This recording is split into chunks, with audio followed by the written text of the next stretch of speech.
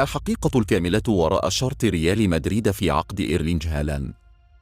المهمة لن تكون سهلة على أي فريق يريد ضم النجم النرويجي.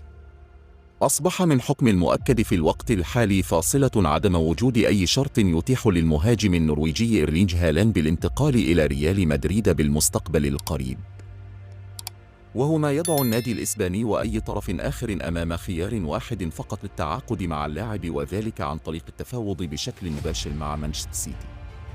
وعلمت مصادر خاصة لموقع جول بأن سيتي حالياً هو صاحب اليد العليا لفرض الشروط الخاصة والسعر لأي عملية بيع قادمة للنجم الشاب المتألق. ويأتي ذلك عكس كل التقارير التي أشارت مؤخراً إلى وضع اللاعب لشرط جزائي في عقده يعطي ريال مدريد الأولوية للحصول على خدماته.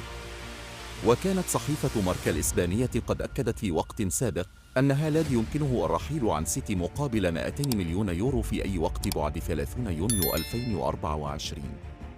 ولكن هذا الشرط لا يرتبط بأي أهداف جماعية أو فردية، بل باستمرارية جوارديولا بالنادي الإنجليزي.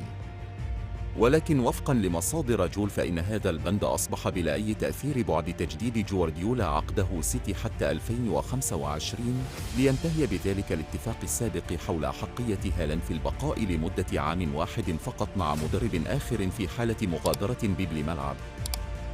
كما بلغت العمولات الإجمالية 30 مليون يورو، تم تقسيمها بنسبة 50% على والد اللاعب والوكالة التي تدير أعماله. يذكر أن هالاند يمر بموسم مميز مع مانشستر سيتي، حيث نجح في تسجيل 39 هدفاً في 36 مباراة بكل البطولات حتى الآن. اتحاد هذا العام. يمكنك قراءة النص الأصلي من هنا.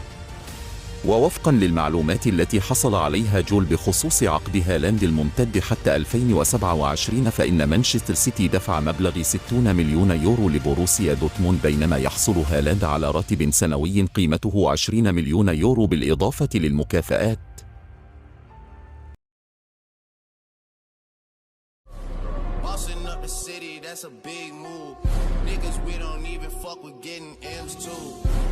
Just know we could cut that off again too.